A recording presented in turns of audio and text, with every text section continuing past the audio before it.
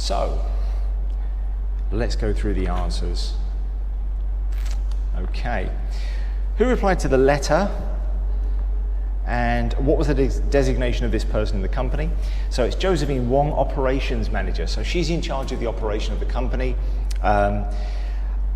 Operations, a title like that never really tells us very much. It's like being called logistics. Well, what is logistics? What is operations? It really should have been somebody like customer services manager or something along those lines, so that we know who it is and what they're in charge of. Now it just feels like, well, a nobody.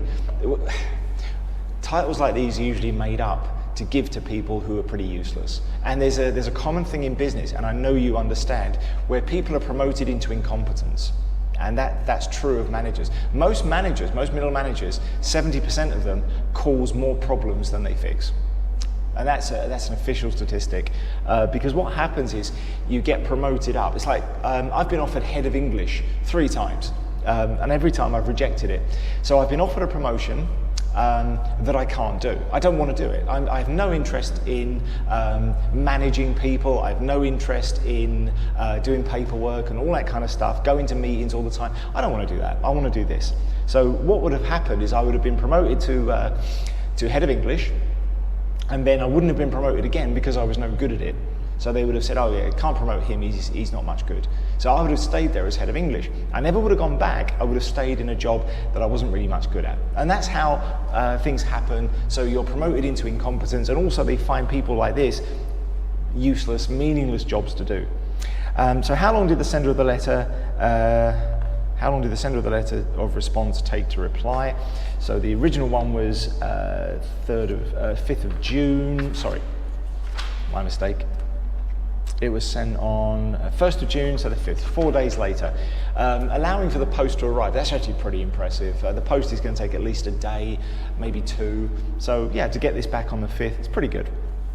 At what point in the trip did the problem occur? Right at the beginning, at the meeting. Give 2 pieces of evidence that support the idea that tipping is necessary. Well, she says, she never says it's necessary. She said it's here to support, ask for a voluntary contribution. The amount requested varies on the trip duration. Standard of meals explains to you tipping is compulsory, but the option of tipping is open to any group members because it supplements their income and it maintains a good level of service. But I think if we go back to the original letter,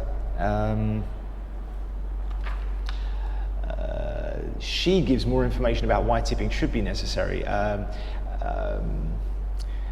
It maintains service. Sometimes it's compulsory. In some countries like America, tipping is pretty much mandatory. They underpay their staff so they don't pay tax because of the heavy taxation, and then you have to make it up in tips. So the customer doesn't just pay the bill, they have to pay the staff.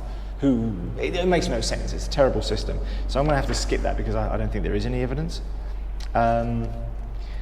How did handing over $70 at the beginning of a trip affect the writer? Well, obviously it inconvenienced them because they, somewhere like Mongolia is a pretty undeveloped country, so you've got a situation where most people don't have banks or ATMs everywhere, so getting money out is quite difficult. I've done this myself where I traveled through Iran where there are no ATMs. Well, there's lots of ATMs, but they're not connected to the rest of the world, so you can't get money out, and it was a really big problem. So losing $70 at the beginning of the trip when you've only budgeted maybe a couple of hundred to go through a very cheap country where things are very, very cheap, there's not much to spend money on, and you've already been told everything's covered, to then suddenly lose $70 is quite an inconvenience.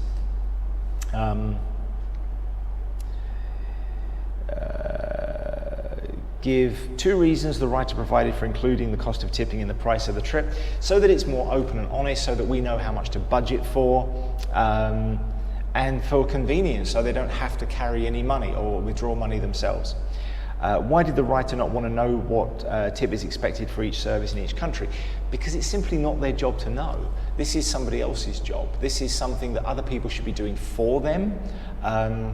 It makes no sense to expect the customer to be able to do the job of the travel company. That's what they're paid to do.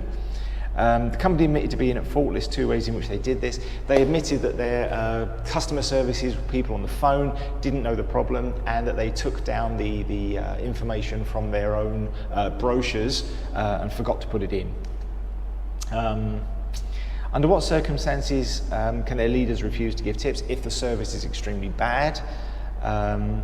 List the main reasons given for not including the cost of tipping in the total price of the trip. It's a difficult one because it's a really furry answer. It says that it would cost extra for administration. So you're saying that somebody would have to spend a couple of minutes just pressing the transfer button. They don't really give a good reason for that, so I'm going to go ahead and skip that one. What action is the company taking in response to the letter of complaint? They're sending a letter to customers warning them that they screwed up their brochure.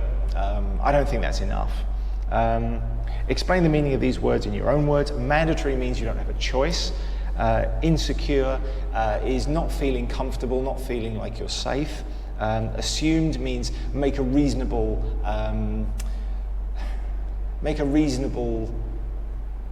presumption about things, make a reasonable guess about the way things are.